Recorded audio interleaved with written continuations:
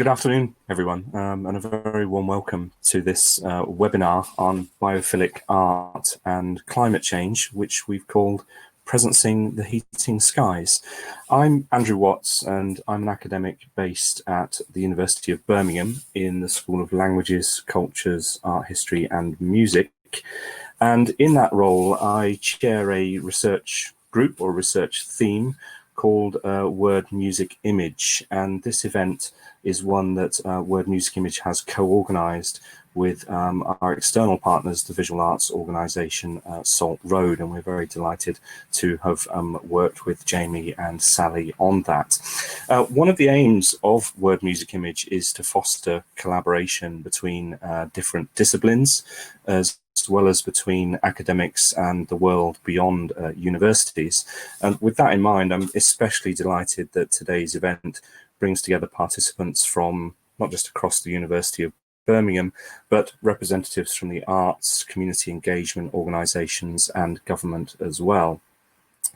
We'll also be joined over the next 2 days by friends and colleagues from outside the UK, making this the first truly international event that Word Music Image has been involved in. Before we launch into the first session, I wanted just to indicate that you're all very welcome to drop in and out of the sessions. You know, we do understand that 6 or so hours over 2 days is a large chunk of time to spend online. So please feel free to join us for the panels that interest you most and treat us a little bit like a radio show if you want to. You can either be a hardcore listener and stay with us for the duration, or you can switch on and off as you please. We'll be here whatever. Having said that, I would just like to draw everyone's attention to the very last session tomorrow between 5:30 and 6, where we'll be starting to think about follow-on activities and possibly funding applications as well. So, you know, if you enjoy the sessions and you'd like to hear more and you would like to hear about how you might stay involved, because this is very much the start of a new collaboration, not the end of it, then do try and join us between 5:30 and 6 tomorrow to hear about what the next steps will be. So I'm going to launch in then to our first session, which we've called Presencing in Disparate Times. And we're going to start with our first speaker, who is also one of the co-organisers of this event, Sally Payen. Sally is a painter and researcher with an MA from the Royal College of Arts and a practice-based doctorate from Brighton University. She began working at the visual arts organisation Salt Road in 2006, exploring relational practice in collaboration with Jamie Jackson, who of course is our other co-organiser today. Sally's artistic roots are in modernist painting, though her more recent work revolves around the push and pull of democracy and the relationship between painting and feminist mark making. Her last major exhibition at the Midlands Arts Centre in Birmingham, entitled The Fence and the Shadow, explored the anti-nuclear protest at Greenham Common, with one of the works from that exhibition subsequently being acquired by the government art collection. So we're very much looking forward to hearing from you, Sally, and that's quite enough from me now, so it's very much over to you now. The floor is yours. Thank you, thank you. So we're having the slideshow? Yeah.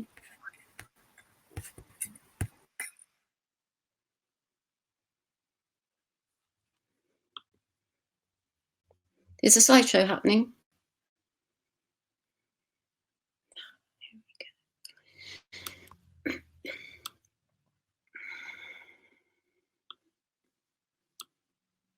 Yeah, so I've been painting for 35 years now, which can't believe it really. And I first started working in more relational practice in 1993 when I was teaching in a department called Life Arts in Brighton University. And that's the first time that I did something with an environmental consciousness.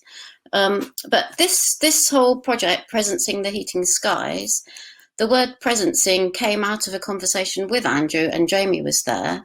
And it was inspired by the conversations that Jamie and I had already had with scientists in Bilbao. And we were interviewing them, and that was listening. But we thought presencing sounded more mysterious and more accurate.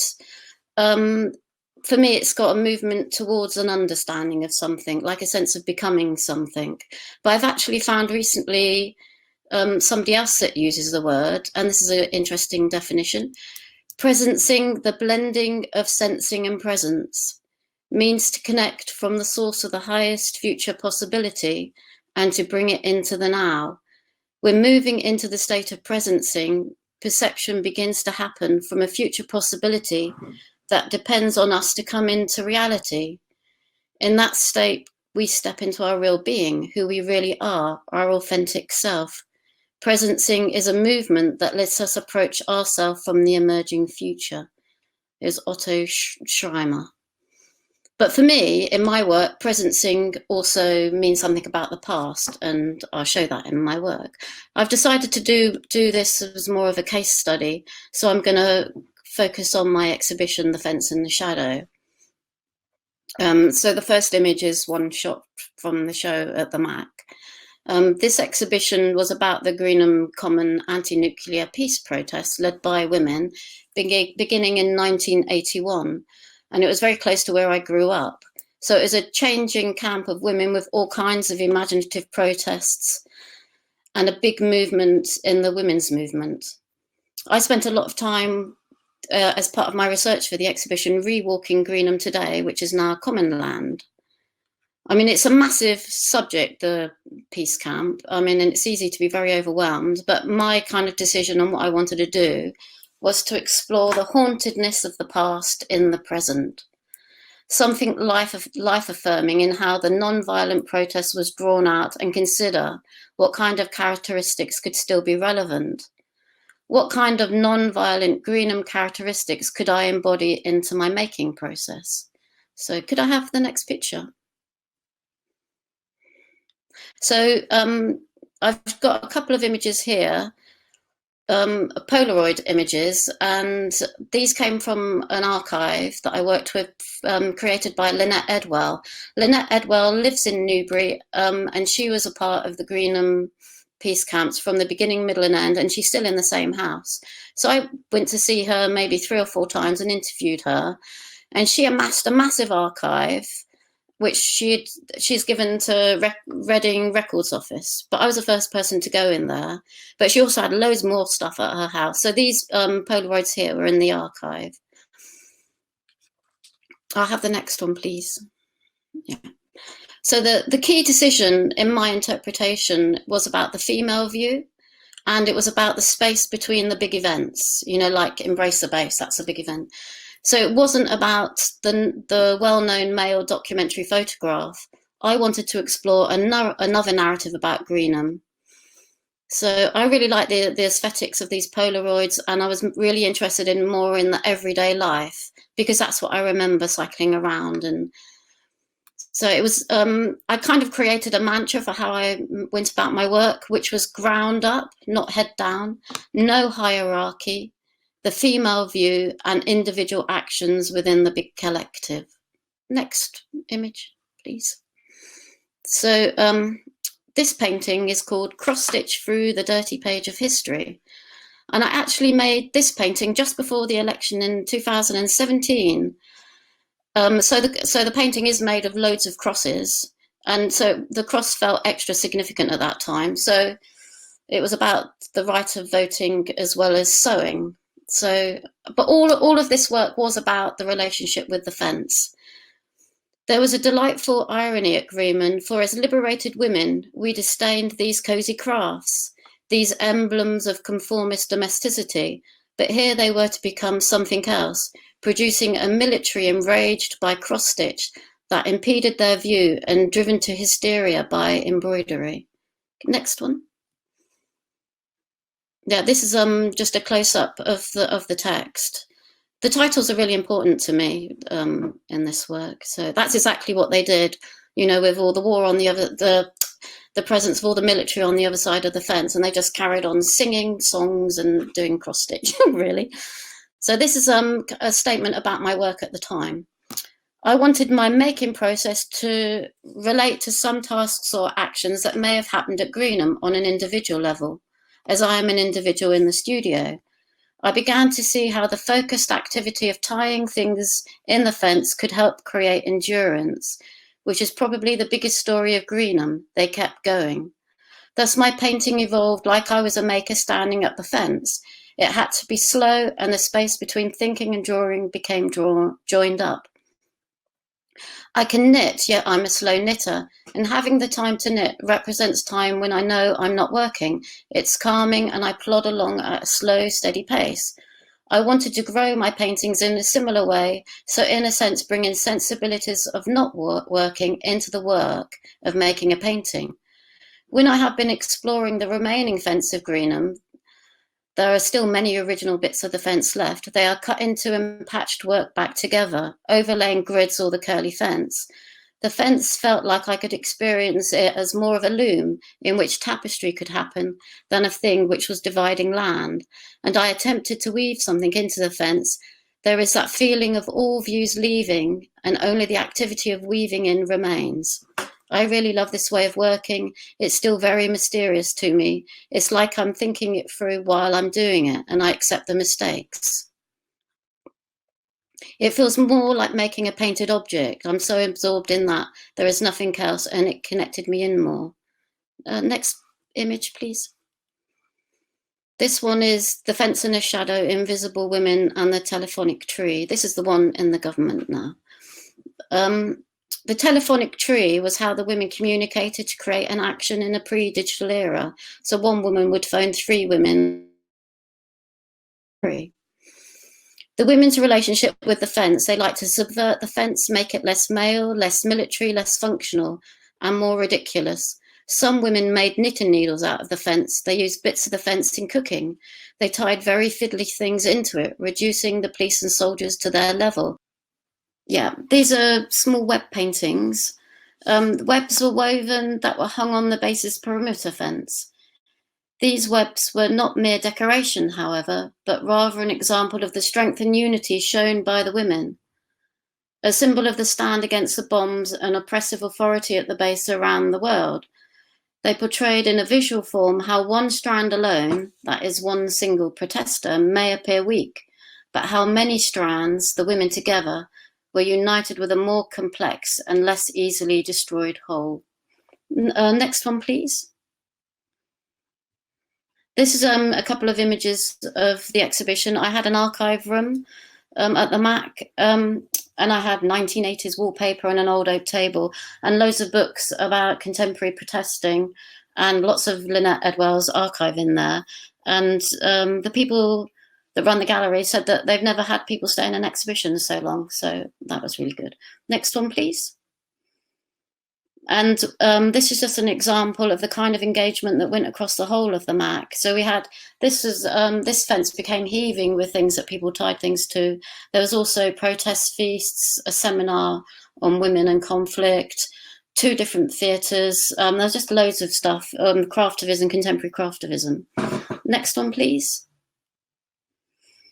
This is a photograph of Greenham today. So this is a silo where the cruise missiles lived back in the 80s. And the next one, please. And these are some paintings I made kind of inspired by them. And this is the shadow side in the exhibition. So I walked the landscape an awful lot, and I felt kind of, in a way, kind of moved by the fact that you can still feel a lot of presence there on contested landscapes, which made me feel that protesting is really worthwhile. It doesn't just vanish into nothing. So I really love this quote. I'll read it to you. The present object evokes the absent one in its place. Other of the there, who is there? There where light takes place without place. There where sounds resound without duration, and so forth. A witness in proportion to there being none, and there can be no witness of this blow that we repeat abolishes the periods. The surface of the archive, the tables of memory fall to dust. The blow has not passed. This is from Lyotard, The Confession of Augustine. Next one, please. Towards about a couple of months before the actual exhibition went up, I went again to the archive and found a file called the Religious File, which was absolutely fascinating, and it was about Christian women in the 80s and all around the country who once a month on Thursdays went to Greenham, or unless they're at home, and for 24 hours on the hour they would go to the fence and all recite the same thing from the Bible, which I just thought was amazing. And I'll just read this quote from these papers about bodily witness. The Women's Greenham Peace Camp has become internationally known in a way that other protests have not. This is because it has marked a new departure in the peace movement, a going beyond the traditional politics of protest to a new politics of bodily witness. The stress at Greenham is not so much on the moral or ideological position of righteously indignant individuals, but on the fact that a whole community is under threat of death, and this bodily vulnerability has been accepted by them to testify to a message that is urgent for continuing life of humanity. So this painting and the one after I actually made after the exhibition. And this painting is called the corsage, traditionally worn to protect and ward off evil spirits, which is actually the corsage that women wear when they go to, or young ladies wear when they go to proms. Traditionally, men and women, going back hundreds of years, would wear them as a form of protection, but also to hide bad smells and things. But the Greenham women did feel that what they put on the fence was a kind of protection. And the last slide, please, Jamie. And this one's called "We Are the Firefighters," and this is Lynette is in the green square, and that's Rebecca, another really well-known protester. So I feel this work is much more moving into the witnessing. Thank you very much. There will be questions about that. Again, I'm storing up a couple of things around the way in which your work has shaped perceptions of Greenham. So thank you very much for that. So Annie Matani is a composer and sound artist working with research interests in acoustic ecology and environmental sound, and she's currently head of music at the University of Birmingham. She's co-director of Sound Kitchen, a Birmingham-based collective of sound artists and composers whose current work is focused on sound walking, with the aim to encourage a greater engagement with the environment through developing listening practices. And we're very much looking forward to hearing about your new project, Annie, which I know very little about, so this is going to be new for me too. So once again, the floor is yours. So hello everyone. This morning, it's not morning anymore, this afternoon, I'm going to be talking about the latest project that I've created as part of Sound Kitchen, which is Sound Walk B37, as you can see on the screen share there. So I'm just going to talk about the project, and I'll talk about sound walking practice a little bit within that, because I know I've only got 10 minutes, and then I'll show a sort of a short trailer at the end. So this project is created by myself and my colleague Ian Armstrong, and we both work underneath the Sound Kitchen umbrella. Sound Kitchen itself is a Birmingham-based organisation that we started up as a collective of sound artists and composers. And as Andrew said in the introduction, our current focus there is developing sound walks. We've been developing our practice of sound walks since about 2011. And at the moment, we're making a collection of sound walks that are app-based, so GPS triggered audio walks. This walk in particular, Sound Walk B37, is something that we launched a couple of weeks ago in Chelmsley Woods. The project was supposed to launch in June. We were supposed to be working on the ground in April and May, but obviously with lockdown, we had to rethink how we did things. And so it took a lot longer, and the work that we could do within the communities there was a bit more restricted. The project was commissioned from Eastside Projects, and the commission was to create a walk as part of their Lincoln Shift Artist Walks project. And this aims to support communities to tell their own stories collectively reimagine the places in which they live. This in itself aligns with our own practice of sound walking and our aims as artists to encourage engagement with and understanding of the environment through the practice of listening. The starting point for this project, as I mentioned, was the Green Estate in Chelmsley Wood. For those who don't know, Chelmsley Wood is a large housing estate in the borough of Solihull. In 1966, Birmingham City Council purchased ancient woodland, which would have been the Forest of Arden, and built this council estate to rehouse families on the council waiting list. The estate itself has suffered deprivation and antisocial behaviour, and it has, in general, fairly negative press about it. But it's called the Green Estate, and it's called that because running through it is a vast green space. It comprises some of the ancient woodland that's still there, so all cottonwoods, as well as a brook, Kingshurst Brook. The River Cole runs through it, and the artificial Babs Mill Lake, which was a reservoir, which runs, River Cole runs past that, and Babs Mill itself, which is an old mill. So to create this piece of work, we worked with the B37 project, and that's a community project which connects with the environment. There's a lot of projects to encourage the local residents to connect with the environment too, as well as environmental development projects too, so working with the council and with local rangers and things like that to help preserve and develop the space.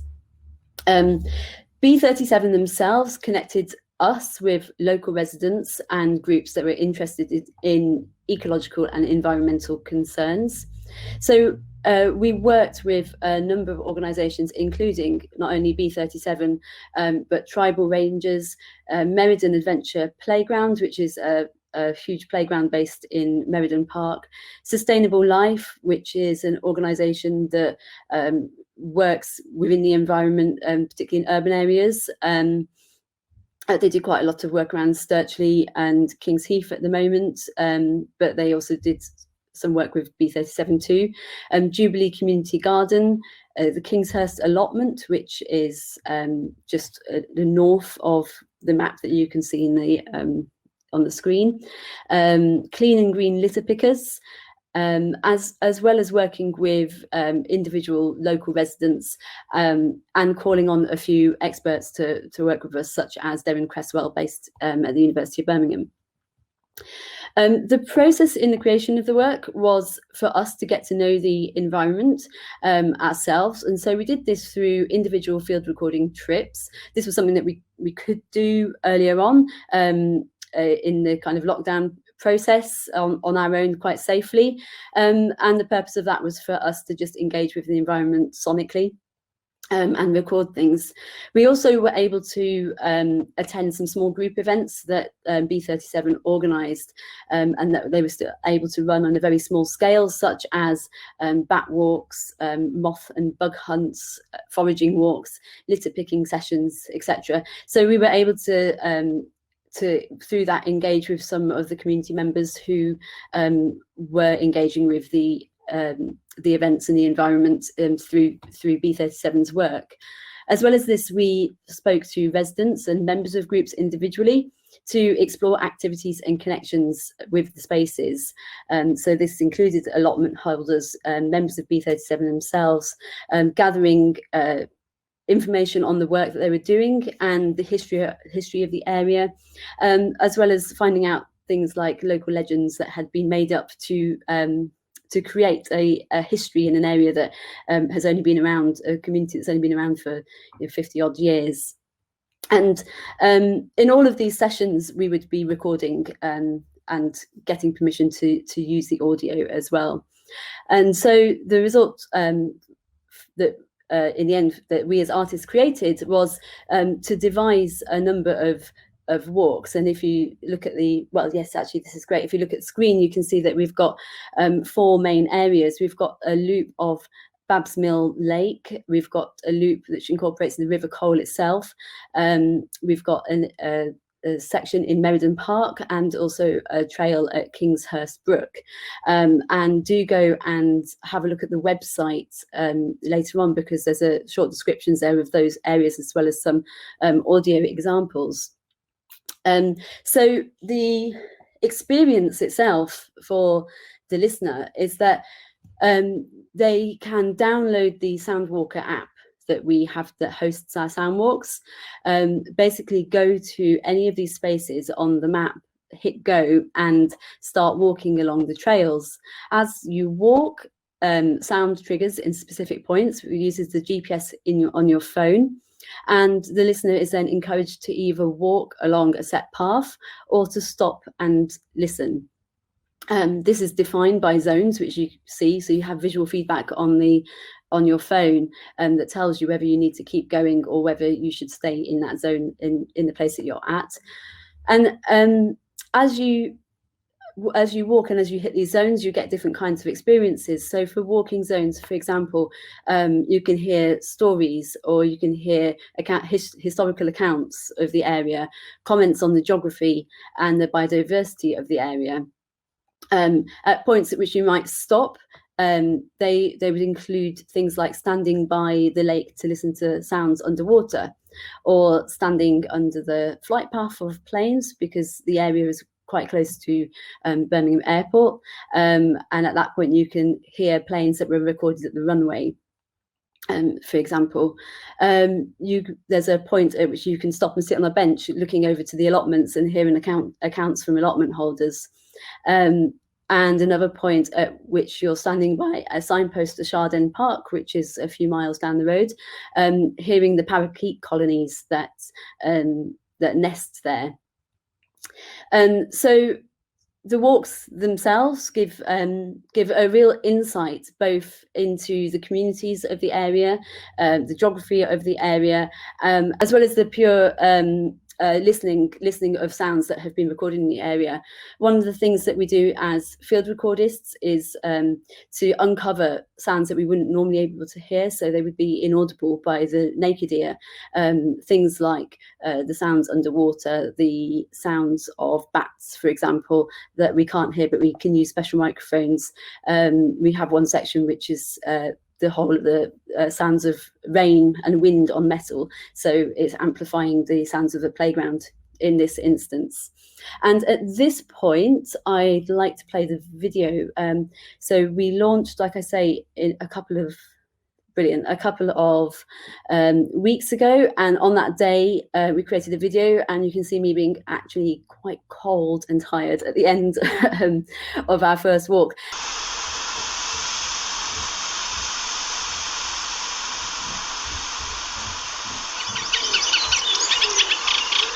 So the B37 Sound Walk is the result of our exploration of the green spaces of Chelmsley Wood, and it incorporates 4 main areas: Babbs Mill Lake, a loop of the River Cole, Kingshurst Brook and Meriden Park.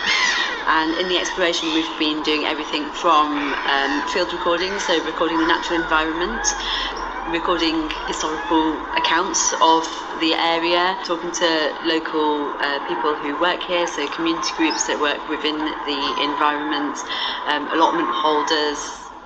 We live in a very visually dominated world, and I think, as Annie said, so really at the core of what we're doing is trying to engage people in the act of listening, really, and so we try and do that in ways that make it interesting or exciting for people. So in this walk, there's stories from local people, so you're learning and you're hearing about people sharing their knowledge. But one of the things we like to do is we use different kinds of microphones that allow us to record sounds that perhaps people wouldn't normally be able to hear.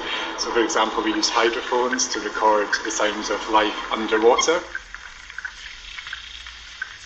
It's been really good to see a lot of people involved in this. There's a lot of local knowledge, there's a lot of experts talking about what's going on locally.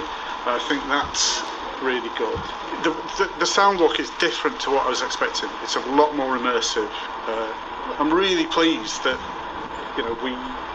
we opted to work with Sound Kitchen, because I think it's something different.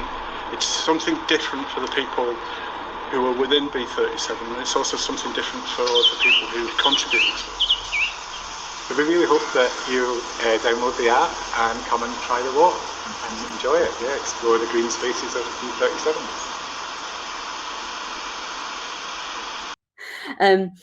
Is that one of the things that we also did in Meriden Park, where we know there's the adventure playground and a lot of families go, is we have a virtual sound hunt, so that people of all ages can really engage with this. So there's a playing field, and you can't see the zones, but there's it's like a scavenger hunt but for sounds, so you can walk through and try and find and guess the sounds there.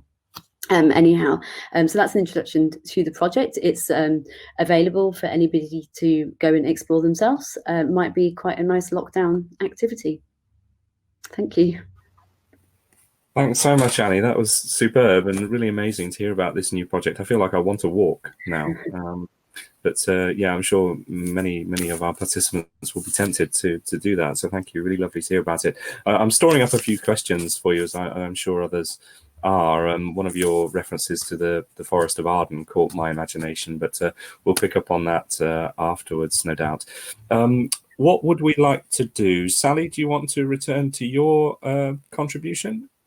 Would you like to finish? Yeah, it's just a couple of minutes left, actually. I could just quickly finish. Okay, all right. I'm doing podcasts as well.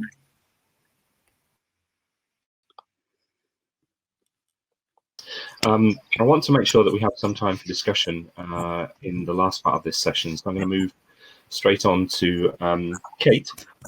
Kate Ince is Professor of French and Visual Studies at the University of Birmingham. She works extensively on French cinema, and her most recent book, The Body and the Screen, on female subjectivities in the film of French and British women directors, appeared in Bloomsbury's Thinking Cinema series in January 2017. And that book won the Best Monograph Award from the British Association of Film, Television and Screen Studies that year.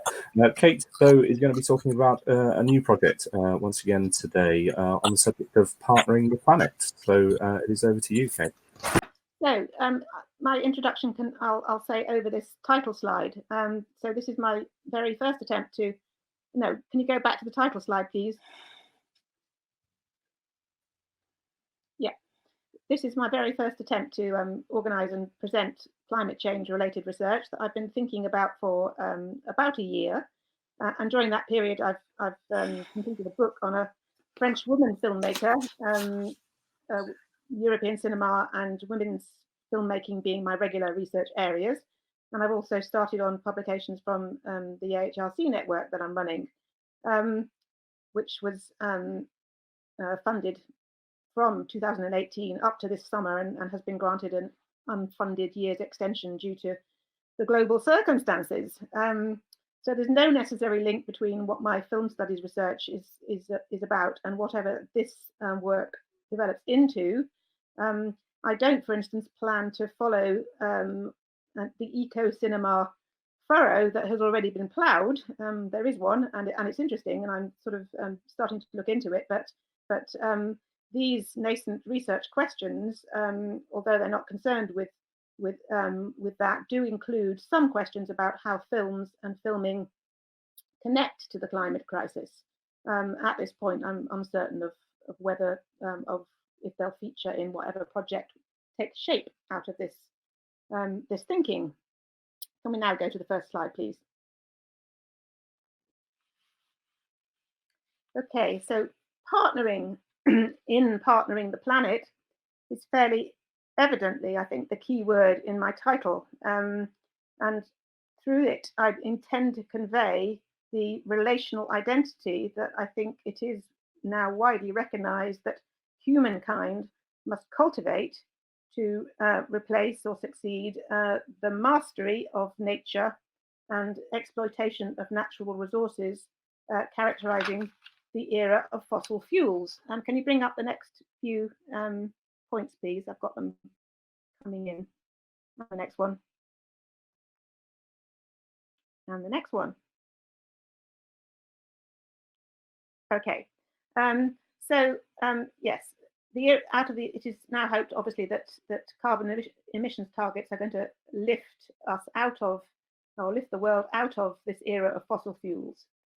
And I have here points about my use of vocabulary, humankind, which I'm using because it's straightforward, non-sexist language. I do also use the word humanity, but I like to maintain the kind of classificatory connotations that you've got in the word kind, of humankind, and the less abstract and universalist connotations that humankind has when compared to humanity. Mastery, I've asterisked and put a note about here just because evidently, in addition to its masculinist connotations, then the relationship with nature that this term describes is not partnership, understood either in its economic or its personal definitions. Partnering, as a term, relates either to personal relationships, as in an expression like civil partner, and the recognition of the personal by civil society may be quite important there, I think, or to business relationships, or thirdly, it can be used of art-related activities such as dance. It's the best term that I've found so far to express a non-dominant relationship of subject and other. In other words, the type of reconceived hierarchical subject-object relations that environmental philosophers have already been writing about for several decades. Yeah, can we have the next slide now, please? So this takes you through some of the sort of theorists and philosophers who have influenced me to date, the stuff I've been reading, in order to kind of formulate a project in this area.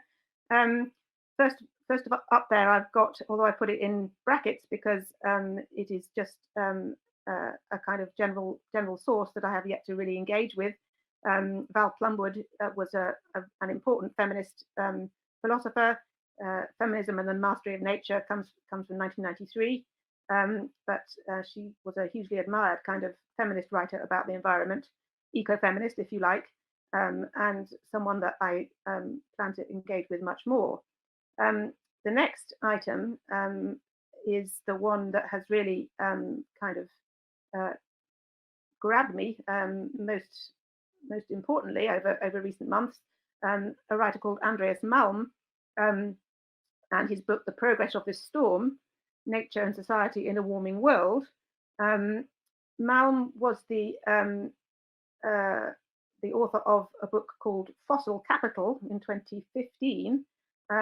Fossil Capital, the rise of steam power and the roots of global warming, which brought him to the attention of everyone sort of interested in this area. And he has another book coming out called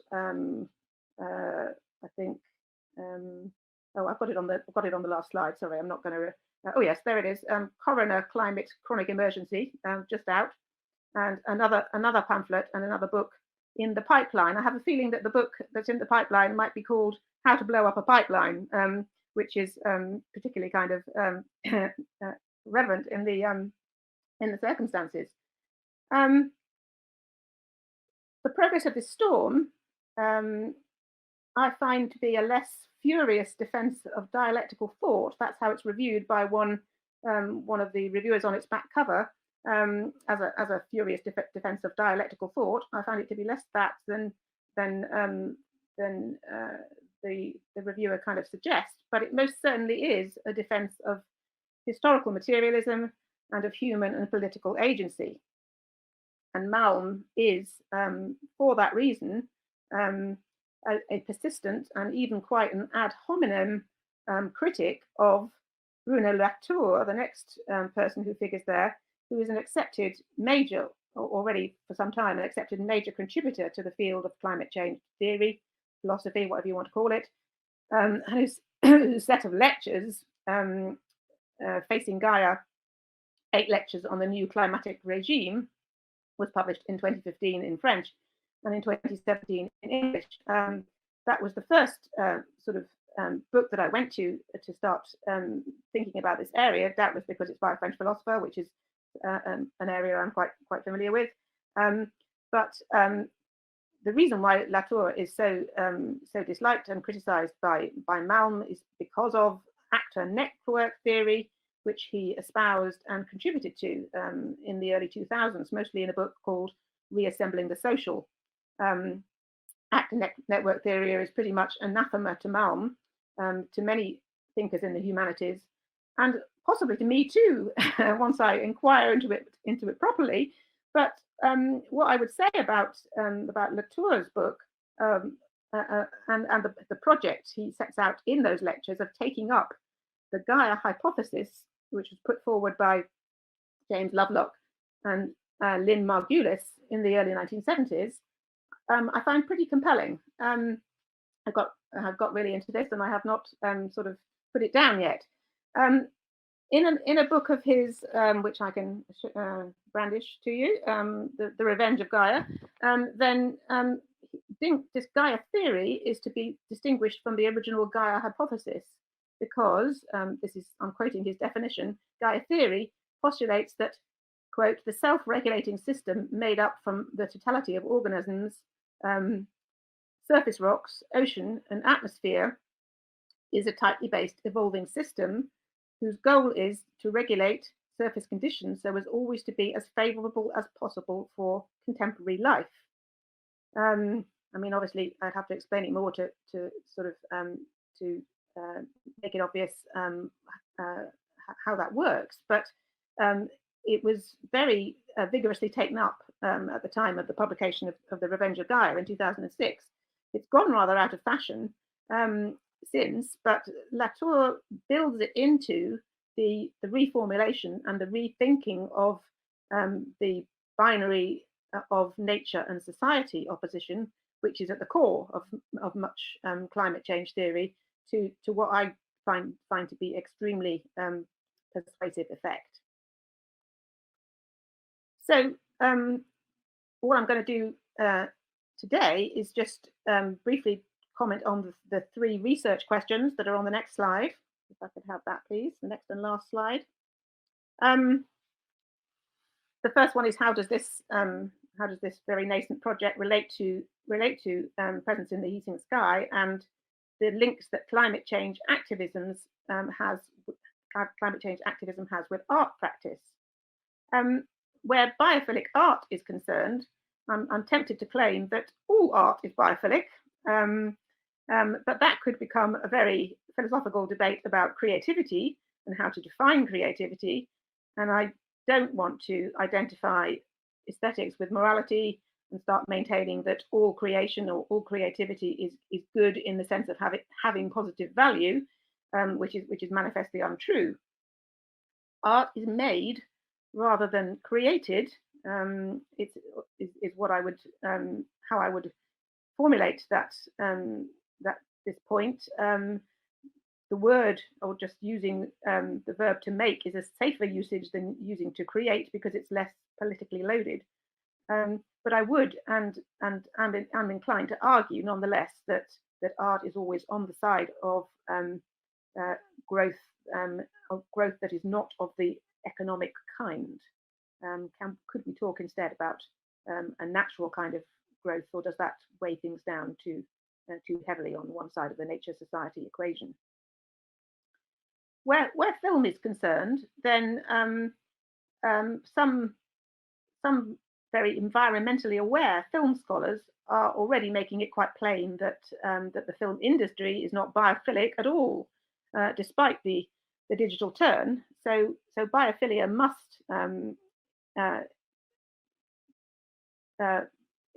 endorse and kind of include quite small scale, low budget personal filmmaking, which goes back to all kinds of debates and campaigns that have existed for as long as cinema has, really, and as long as cameras have existed, which I can't go into here, but it's an important debate.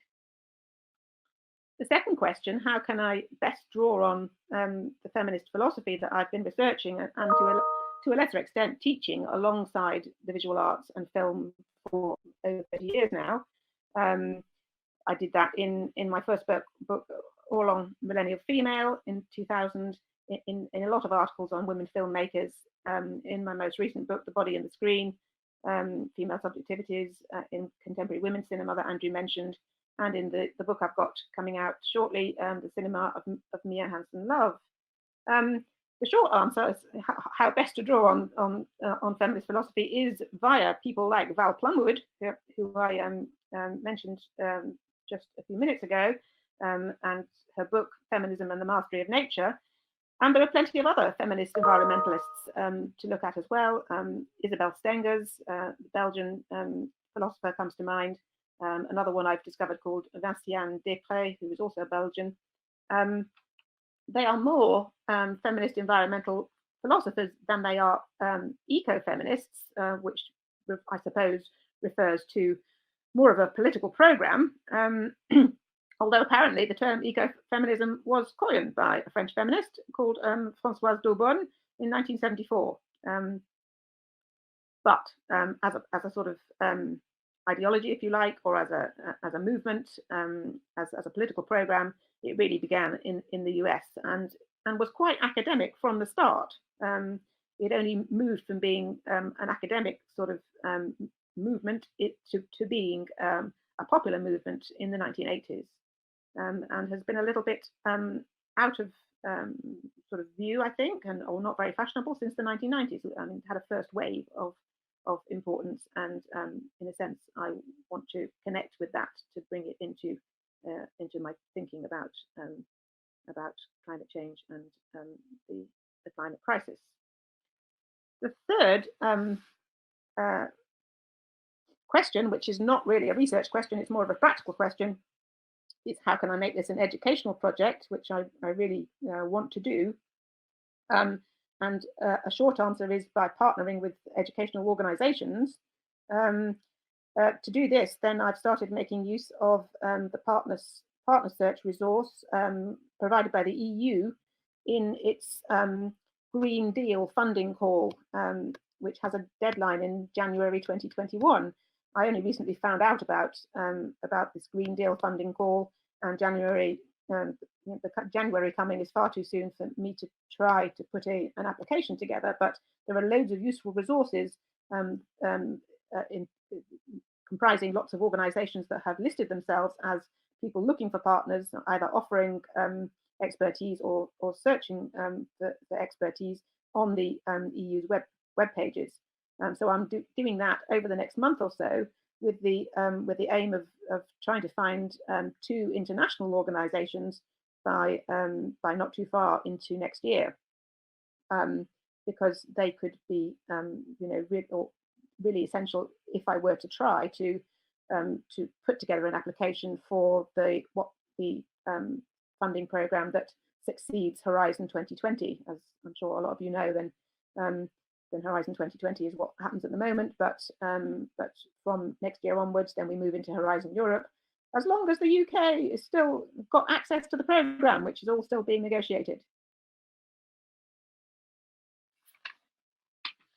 Thank you very much. Thank you. That's rounded out the session really nicely, and I think already we can start to see some connections forming, not only around questions of feminism, female subjectivity, but also mobility and movement as well, in the case of Annie's contribution. So thanks to all 3 of you. If there are questions, please feel free in the audience to raise them. You're welcome to do that using the chat function. And I mean, I've got one immediately for you, Annie. I don't want to sort of dominate the discussion, but I referred to the Forest of Arden, and you mentioned kind of the historical importance of some of the areas that you've been working on and with. And that reference to the Forest of Arden got me thinking about some of the Shakespearean resonances of all of this, and whether there is anything with history of language, history of literature that ties into the work that you're doing. And I'm sorry if that's one of those dreadful questions that only ever crops up at a conference, that someone dreams up in their head and you could never really predict. But I just wondered about the historical resonance of the work you're doing. Is that an area that you're looking to develop specifically? Yeah, absolutely, actually. But each project that we do, we respond to in different ways. So, so in this in particular, the interesting thing historically was the changing in landscape, and the fact that you've got this amazing natural ancient woodland, which is ever so small now, but it used to be the whole space. So we kind of addressed history just through those field recordings, through having things like dawn chorus of that woodland projected outside of it and inside of it as well. So what I found really interesting, because you talk about language, you asked about language and how that might tie in, was that one thing that sort of came up in this was when we were embedding ourselves in the communities, is that because people didn't live there before, because it was a forest, there was no actual history, and this is such an important part of community and community understanding, that one of the people that we talked to who lived there for ever since Chelmsley Wood was created, identified this as like history being such an important part of bringing communities together, that he devised his own. So he created so there's a whole tradition of folk stories from the area, of mythical stories and legends, and also traditions that we discovered that people around the area all tell each other or adhere to traditions such as giving each other mead and honey on a certain day. But it was all made up because of the lack of the actual history of the area. So I mean, we also covered some basic, more modern history and previous history of when it was a milling area and things like that. And like I said, because we're responding very much to what matters to the community as well. So we were very much trying to what's the word, sort of capture what we could from what people would offer us, but that understanding of history and of where things had developed from is incredibly important, and is something that depending on which project we're working on at a time, but certainly something that we try to portray where it's appropriate. How I actually answered your question, Andrew. You certainly have, Annie. I mean, that's the kind of question that I would hate to be asked. So thank you for doing it so brilliantly, and nice to hear in a bit more detail about the work that you've been doing around history. Interesting to think that history is kind of rooted in folk tales and myth, rather than being actual lived history in every instance. So really, I mean, interestingly, the lived history is through nature. So the trees, and you can look at the age of trees. And there's a lot of passion out there as well, because there were some questionable choices made by the council, and it got quite, it gets quite political as well, of chopping down ancient trees. And there's a movement at the moment. There's a guerrilla tree planting movement, because they're trying to replace some things and trying to get species that would have been in the Forest of Arden planted and reappearing there. So history is a really, natural history is an incredibly important part of it, and you can feel that when you go there as well, just through like when you're walking down the river and you see it and you feel it, like the river runs through it, and you can feel that it's old, and that's something that is clearly very important to the communities there as well. So where they don't have the real community history there, and maybe kind of not the direct references or generational things that may have come back to Shakespeare's time, there is another important historical element of the area that you can feel when you're there as well.